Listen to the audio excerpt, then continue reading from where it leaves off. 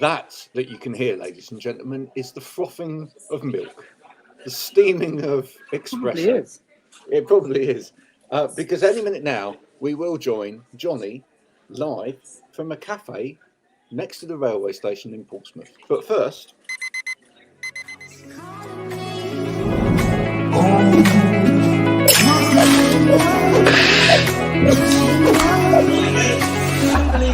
I need to get going, Mel. See you later.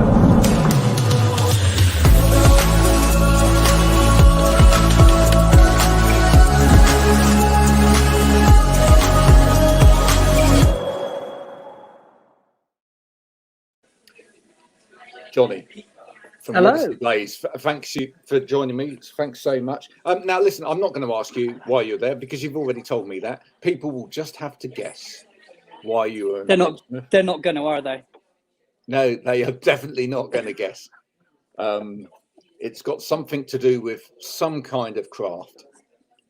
You see, now they're still guessing now because they think, oh, craft like, you know, willow weaving or something like that. But no, we're talking craft and the sea.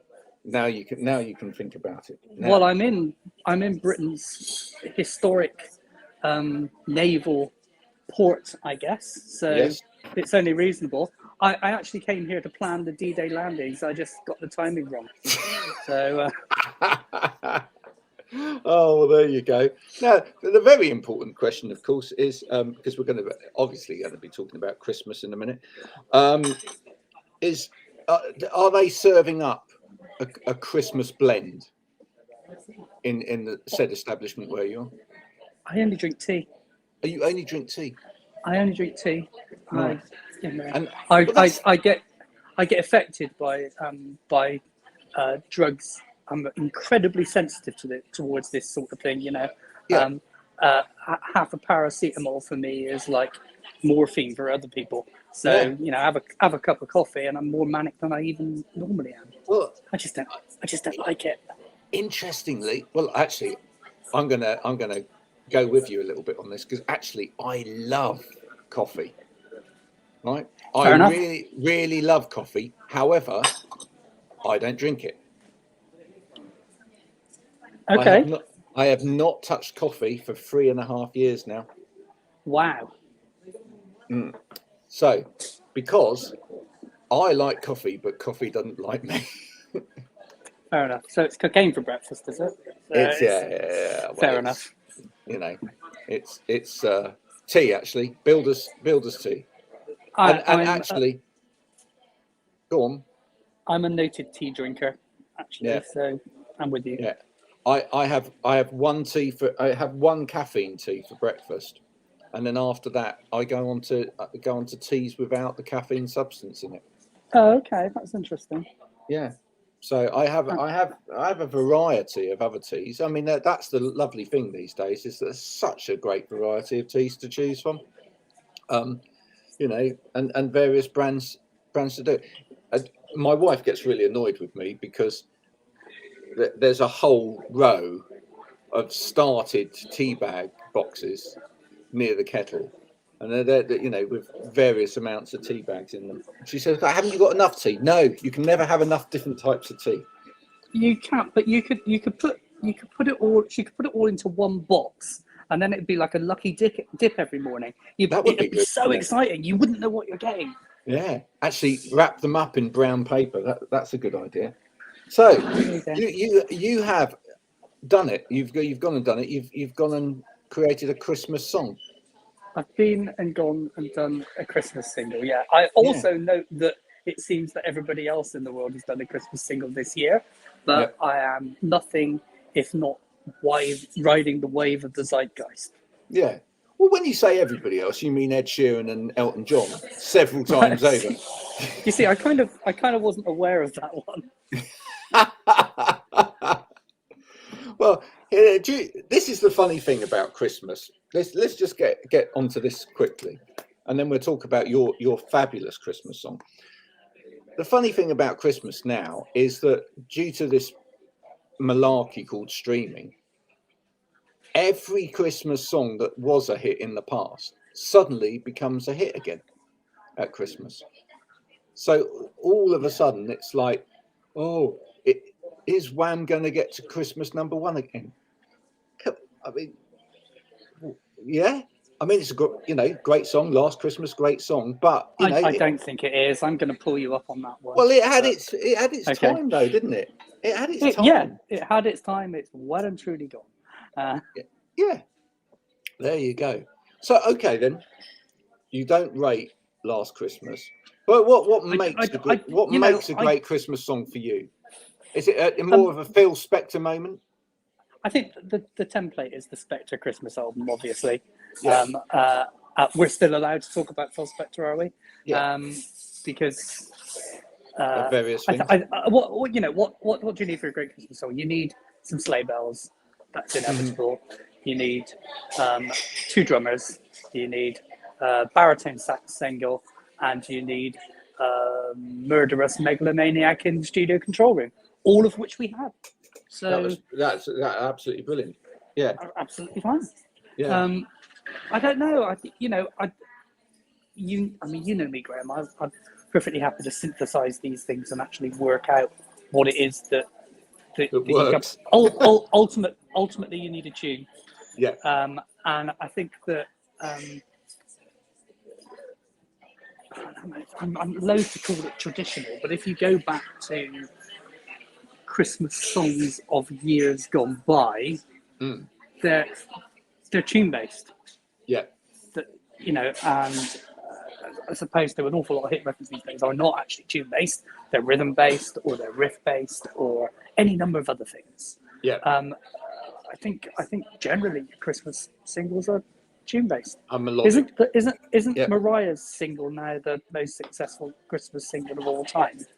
I think so. Yeah. I think so. It's a tune. It is a tune. It's a fine tune. You listen closely to it and you realise there's not a real instrument on the whole thing. Yeah. But apart from that astonishing voice, but fair enough. It hangs together as a tune. You have to have the tune there in order to be able to load all of these other things onto it. I think with Mariah's song, that's one of the things that has propelled it into the stratosphere beyond most other Christmas songs. Is the awful attempt that everybody else makes to try and hit those notes. It's just one of those things, isn't it? That you just hear people try and sing it, and for a Mariah record, she's quite restrained on it. I mean, she is in the neighborhood of the tune an awful lot of the time, in the neighborhood of the melody, and she rarely is on a lot of her other records. Yeah. But if you think about the actual thing itself, the tune is really, really strong. The backing is actually very simple. But again, it's within that Spector template, is it not? The Mariah single is in the Spector template, as is Roy Wood and Wizards. I Wish It Would Be Christmas Every Day. That's Roy trying to do Spector, and then before that is the Spector album with all of those fabulous records on it. I mean, I think that and overseas, there's in America, there's long been this tradition of Darlene Love doing Christmas Baby Please Come Home on late night TV shows on America, which kind of gets missed here. But there are lots of Christmas traditions around that. So it's almost like the Spector album was. We know it was lost for a long while. It was released, then it was re-released by Apple, the record company, not the computer conglomerate. It was re-released, licensed and re-released by Apple, and then it was remixed and remastered a few years ago. It sounds fabulous, although of course it should be mono. But yeah, that's the template. The Spector stuff is the template, and an awful lot of Christmas songs have come since that, using that template as well. Yep. The Wombles. The Wombles. Absolutely. And I hasten to say, actually, I think to a certain extent, the Ed Sheeran Elton John song this year, it gives a nudge to it. Certainly, it should Okay, I'll tries go and listen to it. Yeah, it certainly. I'll go and listen. I'm sure they need my 30 millionth stream. I'll go and listen to it. Yeah, right. Yeah, no, of course they do, and of course they're you know, they're hedging their bets, because not only have they released their own song, they're now teaming up with, and you may not know about this as well, Lad Baby. Do you know that the guy that's had the Christmas #1 for the last couple of years? No. With a song about Christmas and sausage rolls, but as you do.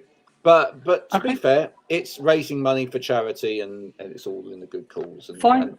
And that's all part and parcel of the Christmas. I got no message. problem with that. Yeah, that's fine. Yeah, no, absolutely. Who should have released a Christmas song that didn't? That's a great really question. Good question, isn't it? Oh, look, can you hear in the background they're playing I Wish It Would Be Christmas Every Day? Arguably, I think one of the best Christmas videos ever. I think it's a work of genius. I mean, it is essentially See My Baby Jive with sleigh bells. Yeah, it really is. You know, you want to hear the template for this? Go play See My Baby Jive. It's the same record. Yeah. Fabulous. You know, the reason I've got two drummers in my video is it's because that's why. It's because of this. Yeah, because he had, and you know, do you mime out of time at all at any point? Naturally, which is that's the way to do it. It's that whole bit in that video though, when literally he stops singing and it continues, or and it's just perfect. In my video, I mime a baritone sax solo on a clarinet. And I've had a number of people say, I didn't know you could play the clarinet. I said, well, whether I can play a clarinet or not really is not the point. The point is what you're hearing is a baritone sax. Yeah, the fact that a sax noise is coming out of a clarinet. I've just had a message through from David W. Brand, the noted bass player of Modesty Blaise, and he said, obviously, the Beatles should have released a Christmas single. Yeah, well, that's where I was going, those fan club singles don't really don't count. No. Although I like them, actually. They're good. Good Christmas time is here again. Yeah. They couldn't be bothered, could they? No. So, yeah, the Beatles sprung to mind for me. Obviously, post the Beatles, you know, various members of the Beatles did their Christmas songs, but, you know, and Paul Happy McCartney. Christmas War is Over. Happy Christmas War is Over is great. Yeah. Ding Dong is pretty good. And Wonderful Christmas Time suffers from the synthesizers using it. It's a very, very, very simple song, backing wise, isn't it? It is. I always listen to that and think Paul had a new keyboard and just went. You know, and it's slightly out of kilt all the way through as well. Which I've always been really wary about making a song based on the sound. Yeah, but also making a song that uses brand new technology, because nothing dates. You don't know how to use it. But nothing dates a record as much as that. Yeah, right. It really does. You know, I mean, listen to all of those 80s records with Yamaha DX7s on them. They're so incredibly dated. Nothing dates a record like that stuff. So there's always. I'm desperate to get hold of a Yamaha DX7 now. So Alistair in my band, who has also got another band called Taurus 1984. Yeah. And when I talk about smashing up DX7s and throwing them in skips, he thinks it's a terrible bit of vandalism, but they were awful things. Yeah. They there you go. I can't remember what the other bit of kit that came out around the same time. Yamaha had like a little black box which was a piano emulator. Here, probably remember that. Yeah, I've got. It's like I've an got, EMP something or other, you know. I've got a vintage keys module that's actually really good, which I've used quite a bit on things. We, connect up a keyboard to that and then shove it through valve amplifiers and stick ribbon mics on them, and it sounds fabulous. Yeah. I do not have a real Mellotron. I wish I did, but I do not have a real Mellotron. Plus, also, I don't have somebody who full-time keeps the real Mellotron working. It's a really funny period in the whole history of music, that period, because what happened was all this digitalization came out, all of these new digital sound effects came out, and everybody started selling all of the old stuff that they had in order to get all of this clean new sound stuff. So, people had really lovely patch type analog synths and whatever. No, yeah. I'm going to sell it. I'm going to get a DX7, right? Same with amps. Now you probably remember this, right? The same with amps. People had a Vox AC30 and they'd sell it and they'd get hold of some clean Yamaha thing. Other amps were available, but they get hold of some clean thing which had an absolutely clean sound to it. And then I think, and sort of 10 years went by and everyone went, why did I do that? it was suddenly like, oh, I want to get hold of a Vox AC30 now. Oh goodness, look at the price of it. Absolutely, I do remember that.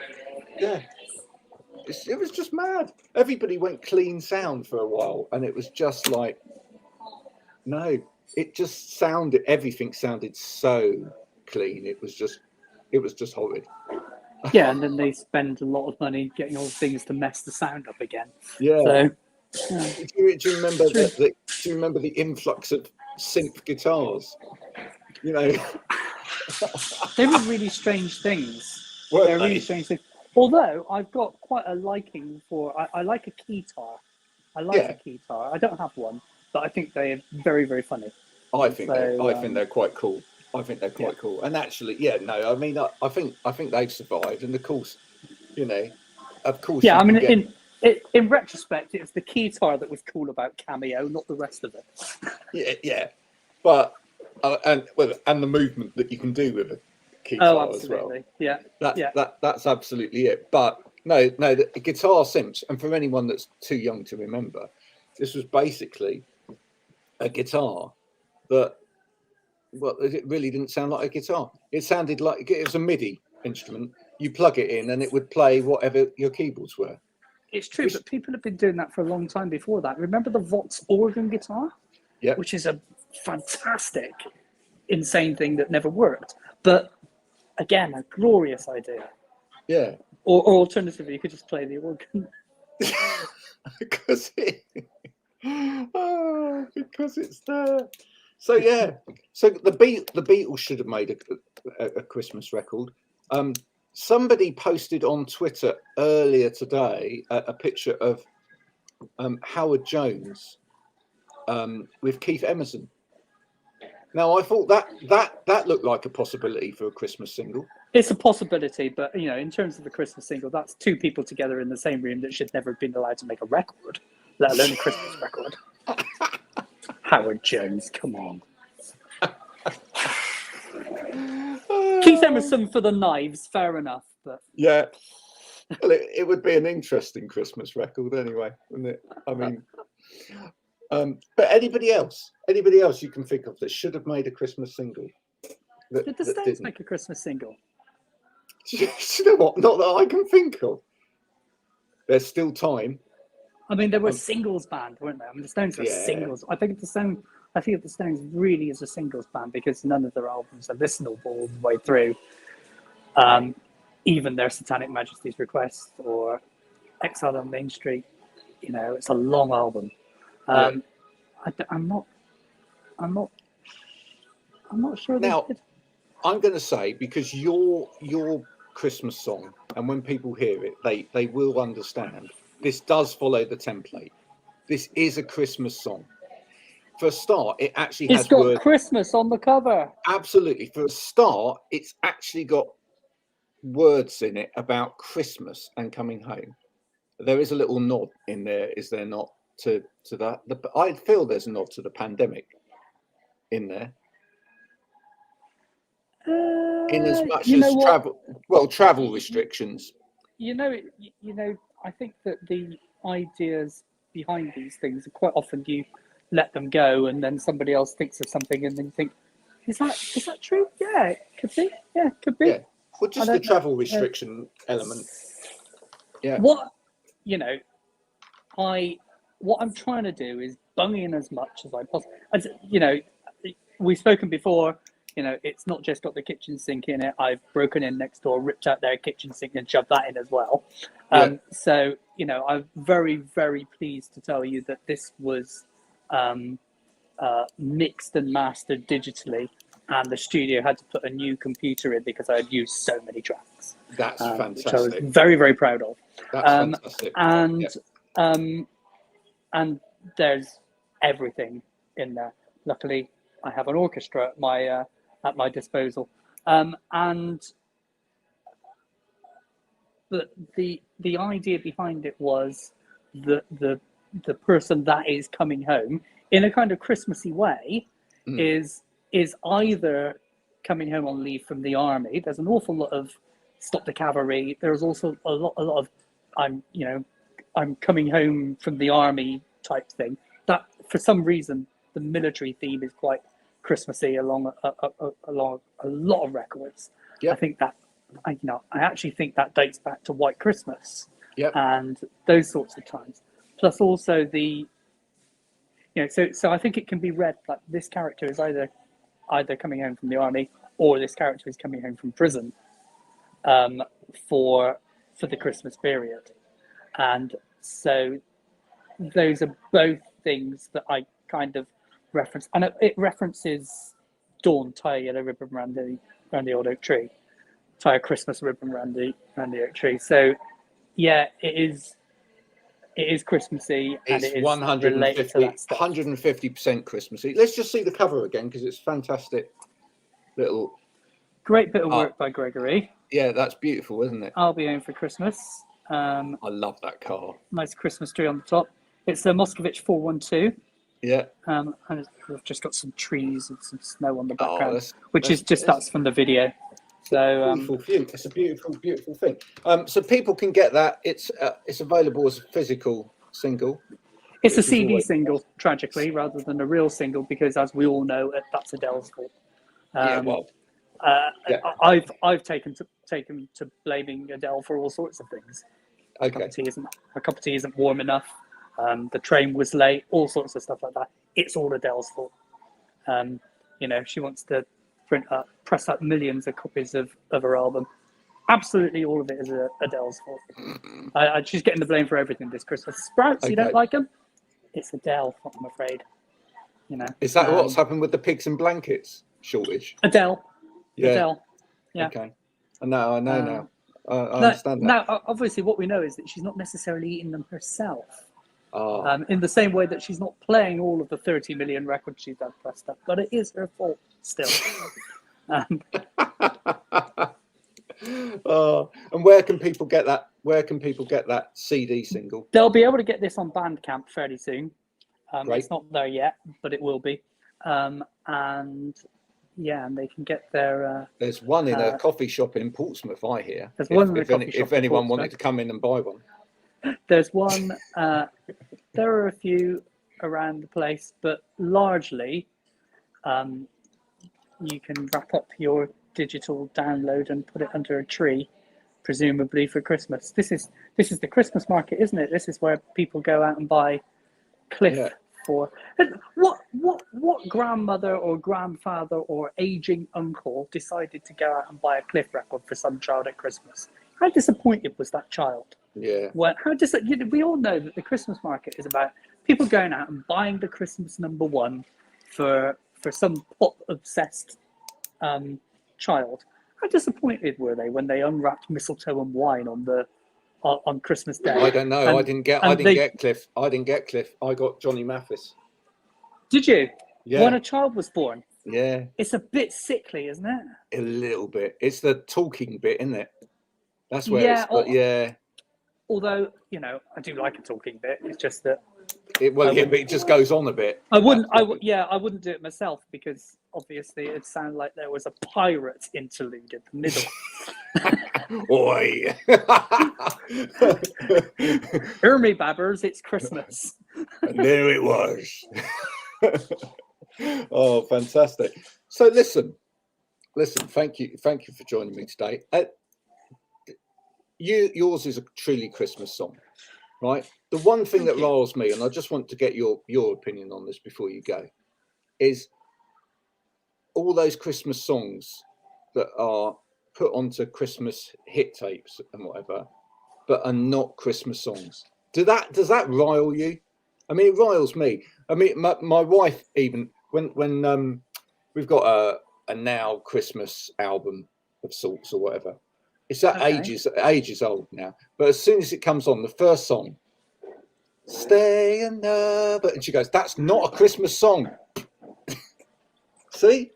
Yeah, you see, well, obviously they need to release another one and put mine on it because mine's Christmassy. You see, part of the point, you know, I have a Christmas. Tell your missus. Yeah.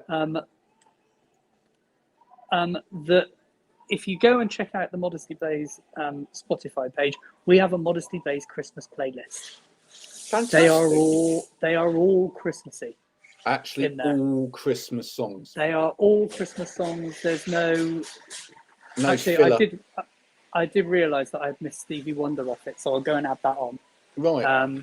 So because that's a fabulous record as well. But it's all Christmassy. But you know what I mean? It's those songs that manage to sneak it because they were released at Christmas time. Someone's put a tiny little bit of bell in it or something, and the video for it is shot with snow or whatever. Well, Graham, you know my record. Bells are for all year round, not just for Christmas. Yeah, but it doesn't make it a Christmas song. It does not make it a Christmas song. No.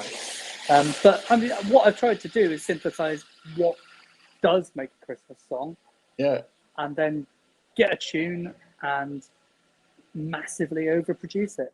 And therefore, we end up with, well, as I'm hoping, something that doesn't just get played this year, something that does get added into playlists. Now, I'm sure you can't make this happen because the technology is probably not there as it once was.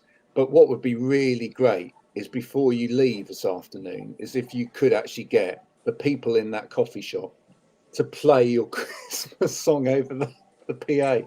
That would be marvellous, wouldn't it? I don't think that's going to happen. Actually, I don't think they'd have the technology. It's a very busy next to the railway station coffee shop. There are a few people in here who've been here nearly as long as me, but most of them are looking like they're waiting for a train, or not just come from a train, but actually waiting to get on one. So, and there's only one person on duty, which I think is. Oh, really? In fact, when I was looking for somewhere to sit down and have a chat with you, there are a number of places that we went to that were closed because staff shortages due to COVID, which is a tragedy. No, that's another. I had my booster at the weekend, so. Oh, right, good. So you're ready to go. Triple vaccinated up, yeah. My arm still hurts a bit, but that's no big deal. I'll just refrain from shoulder barging people for a few days. Well, I was due to go to another gig on Thursday, but it got cancelled. Literally. Literally. I was just reading the night before all the great reports about how good this tour had been, and I was thinking, yeah, great. I'm going overnight. That was it. Yeah, I think we all realise we're still very much in it. So, yeah. But hopefully, sometime. Are you gonna play Bristol at all sometime? Oh, you know what? I don't play live. No. you know. Well, okay. Are you going to come to a pub in Bristol sometime? No. No. No.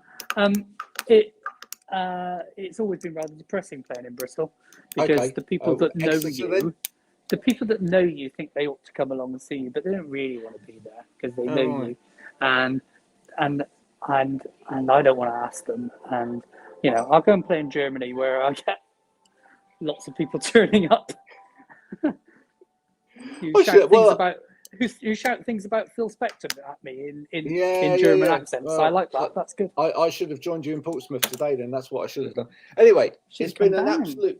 Yeah, I could have done. Had I known. Anyway, it's been an absolute pleasure, as usual. No doubt, sometime in 2022, I'll catch you again when you do something else. Yeah, shall I do something else? I've been thinking about it. Right. Yeah, I may well do. I've done a Christmas song now, and I'd like to see you do a deconstruction of an opera, maybe, or something like that. It's possible. I might take a proper tilt at Eurovision. Really? Yeah, wouldn't that be good? Take a proper tilt at it, you know. And see where we get, you know. And frankly, if the powers that be at the BBC always seem to have the whole thing sewn up, so maybe I'll have to enter for Cyprus or Malta or somewhere like that. But taking a proper tilt at Eurovision would be interesting. Yeah. Oh no, definitely. That'd be great, wouldn't it? Oh dear. Yeah. Just for the green room experience. And really, and also to get to star in one of those little videos before the actual song as well, where they just kind of shoot you posing. That's right. You know, that's what you go for. Yeah, I mean, I'm under no illusions I can actually win, because what I need to get is put a lot of drums on something. Seems to be very popular with the Euro. Actually, are we still in Eurovision? Are we still part of it? I think we are. Are we allowed? I think yeah. I think we are. So not just 2 drummers, as in your Christmas single. You need 10, really. You do. It's got to be that kind of wearing leather. They've got to be wearing leather. That kind of drum beat. You've got to have that bit in it somewhere, you know. Yeah, this is already forming as an idea. Hopefully I can get the studio to install another computer, and then we can use even more tracks on it. This is for the first time ever, this track took 3 days to mix. Wow. And you know, the Beatles' first album was done in 17 hours.